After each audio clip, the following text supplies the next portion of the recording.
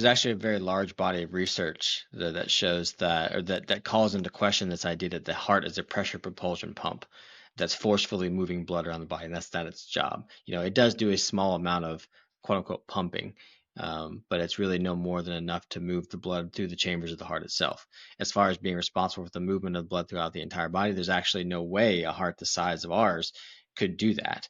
And this goes back to, I mean, there were scientists back in the 1800s that were saying that this can't be, we can't, that there's no way a heart this size could create that much pressure and force. And then there's modern day research that shows that if you look at the heart as a pressure propulsion pump, it's only about 15 to 30% efficient, which, whether or not you believe we were evolved or created by a creator, like that's not a very efficient way to make something that whose job is to forcefully move blood, right? But that's because it's not its job. Its job is not to move the blood. And for the most comprehensive, I guess, body of research, I mean, I talk a lot about it in my book, but the most comprehensive body of research calling this into question is the work of Dr. Branko First. His book, The Heart and Circulation, is it reads like a 200-page research paper. But if you're into that sort of thing, then yeah, go for it. But there's a lot that suggests that we've gotten this a little bit wrong. So if you think about it, though, um, you know, if I was going to like forcefully push blood or liquid of any sort up a hill, right? Like from my toes back up to my heart. Where would I put the pump? I put the pump at the bottom of the hill and pump it up the hill, right? Instead, we've got a heart here in the middle of us, and we think it's a pressure propulsion pump, and it's forcefully pumping blood out all the way down and then back up. That's almost nearly impossible for any sort of pressure propulsion pump situation to do that. And so the physics of it just don't quite make sense.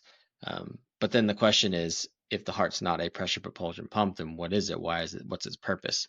And to me, there's three different purposes of the heart. One is to actually vortex the blood. So vortexing just means like swishing the blood around or swirling it.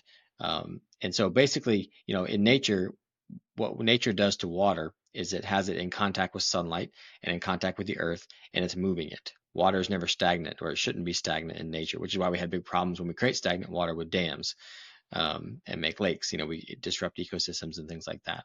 But water is supposed to be moving. Now, if you have to take water with you to make a human, any sort of or life on this planet, it has to be moving in some way, right? And so it's moving, and it's moving through these laminar tubes, which is not very much like swishing things around. Water in nature is always crashing over rocks and rivers and eddying on the side of rocks and evaporating, precipitating. It's crashing on the beach. It's moving in tidal currents and all these swirls and eddying that it's doing.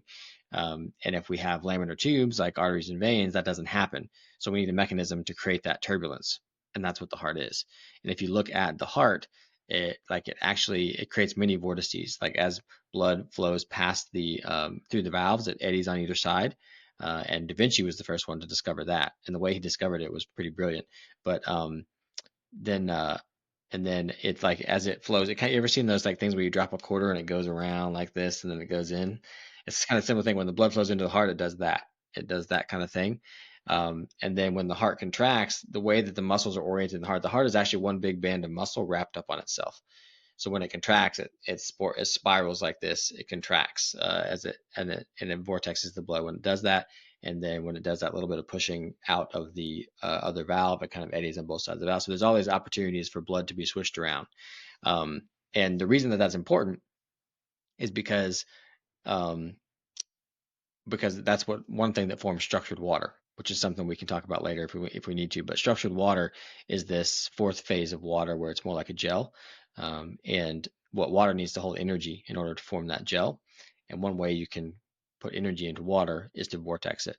And they've shown that in Dr. Pollock's lab at University of Washington. And so when you vortex the blood, you energize it, and then when it gets out into the periphery, it can form structured water in the arteries, which is what creates blood flow. So in a way, the heart is responsible for the movement of blood, just not in the forcible pressure propulsion pump way that we were told, right? So that's the first role of the heart, is to actually vortex the blood, kind of interrupt the blood flow. Because it is curious that we have this organ in the middle of the arteries and veins there to disrupt the blood flow. Also, and the second role of the heart is actually to slow the flow of blood during exertion. So if we went to exercise, there'd be so much tissue demand for oxygen and nutrients that all the blood would rush over to the arterial side, just trying to supply the tissue with those things, because that's what drives blood flow, or the speed of blood flow. One thing that does is the tissue demand, that diffusion of that. And so we rush over to the arterial side, and the venous side would collapse because there wouldn't be enough perfusion pressure to maintain, to keep it open, and we would die if the venous side collapsed. So the heart is actually there to slow the flow of blood during exertion so that that doesn't happen. And they've done quite elegant studies on this in endurance athletes like soccer players to show that during exertion, when they're running and exercising, the heart is actually slowing the flow of blood. So you think of it kind of like a catcher's mitt. It's actually slowing it, and then it just kind of tosses it back out into circulation. It's just not forcefully pumping it back out there, to maintain that perfusion pressure. So that's the second role of the heart.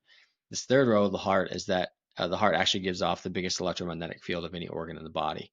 And what gives an organ its electromagnetic field is the mitochondrial content. So that means every organ has an electromagnetic field. Every tissue has an electromagnetic field. But the heart, the brain, and the eyes seem to be concentrated with higher amounts of mitochondria. And so, but the brain is a little bit bigger than the heart. So why does the heart have the biggest electromagnetic field? It's because the heart is vortexing, like we talked about.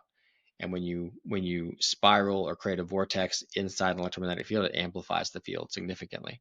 So the heart's electromagnetic field is actually, they say, 5,000 times stronger than the brain's. And so it's the organ that is helping us reach out into our environment and sense our environment. And it's also helping sense our emotional state, which is why we attribute the heart to different emotions, like I love you with all my heart, or we gave it all our heart. It's just kind of that thing we attribute to emotions.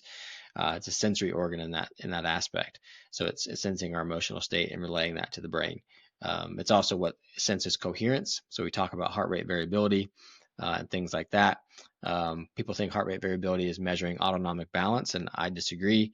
I think that it's measuring coherence in the body. So coherence is basically what your heart is sensing from the external and internal environment. And if it's coherent, it will relay that to the brain, and that's reflected in autonomic nervous system signaling. But it's really measuring coherence. So those are the three roles of the heart, which none of which is to forcefully move blood throughout the body.